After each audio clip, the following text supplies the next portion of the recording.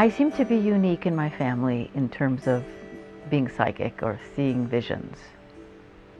I did, though, however, come from a very creative family, and a family that believed in creativity and that gave me the right tools.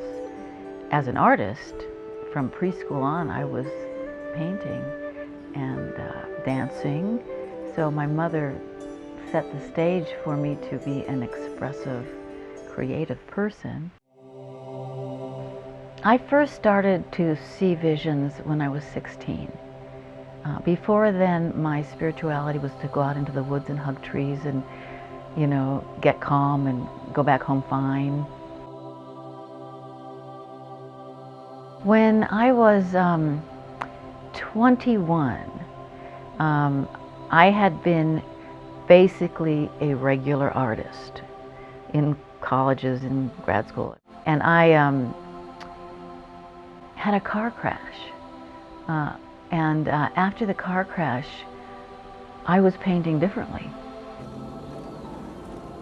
My car went over the cliff, crashing 3 or 4 or 5 times way down into a canyon. And that was, in some senses, the end of part 1 of my life. I started painting like angels walking over grids between the worlds and things like that.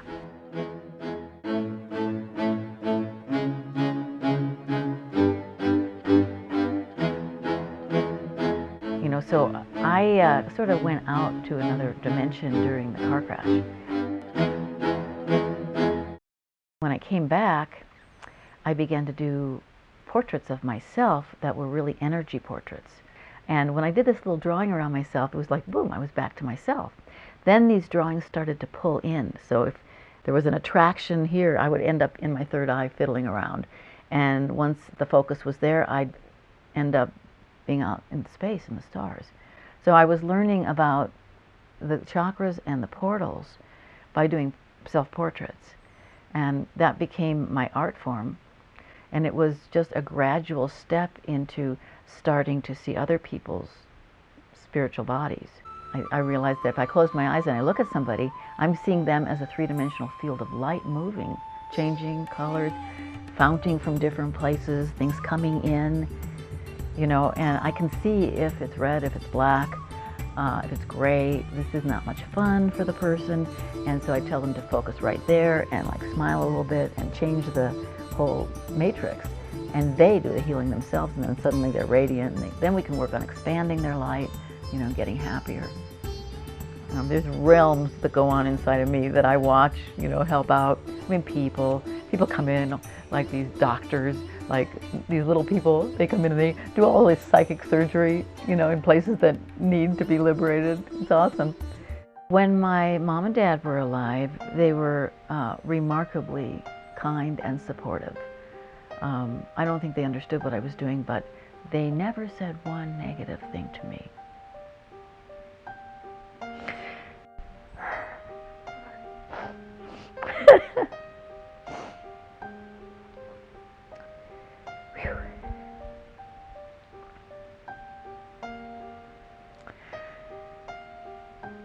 You know, I've really been lucky. You know, nobody has really given me a hard time about doing what I do.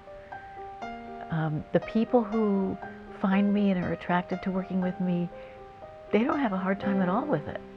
I was at a drum circle, which I just completely love to, you know, sort of get lost in the motion of singing and drumming, and it was a big drum circle.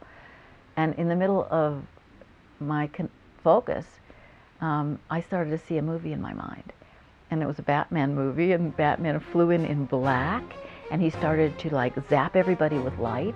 And by the end of me watching the most incredible special effects I've ever seen, he's standing there like an enlightened being, full of light, light body just radiating in a white satin batsuit. So I mean, like, wow, you know, how could I possibly have seen this?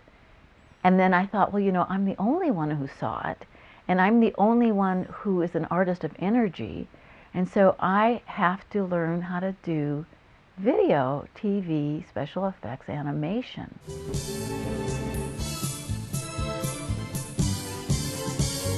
Let me entertain you.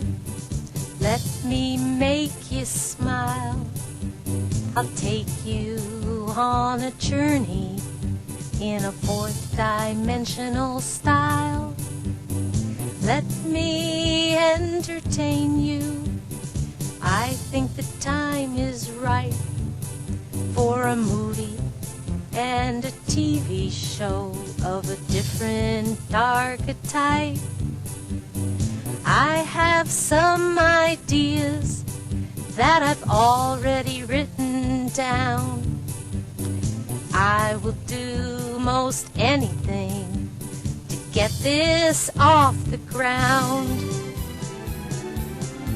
I want this suction to happen, you know, where people are watching and I am committed to the people who are watching, so that I am committed to getting this to happen, you know, to show spiritual reality in a charming, fun, happy way, which it is.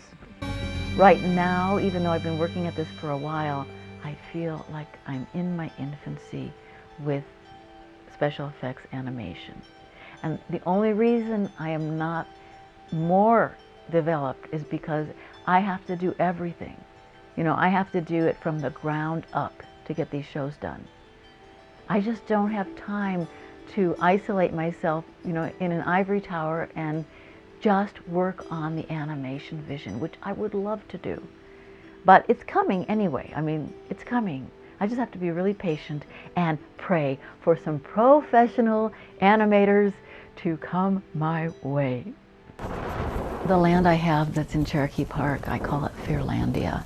It's this incredible place with high rock cliffs, and it's my salvation.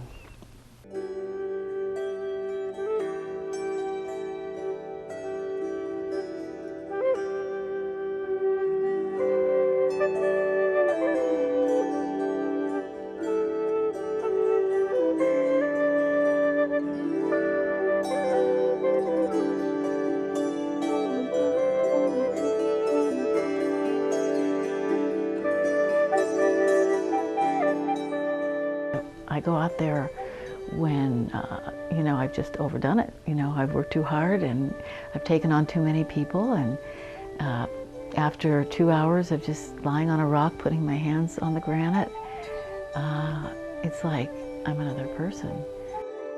I do all of my looking into the future, deciding what's next. I just open my mind, and usually I do a dance practice and a sound practice to really, really get my system clear.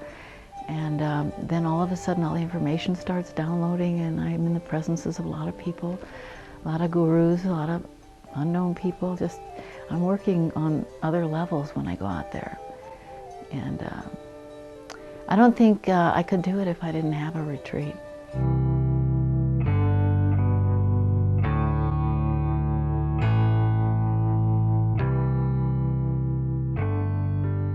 So this is the edge of the ledge, and this is my office.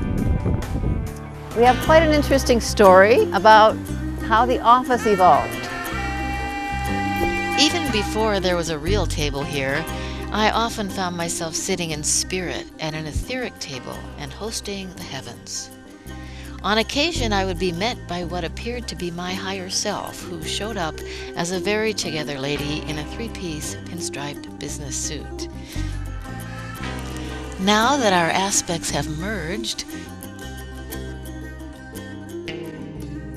we share wardrobes. And we share talents.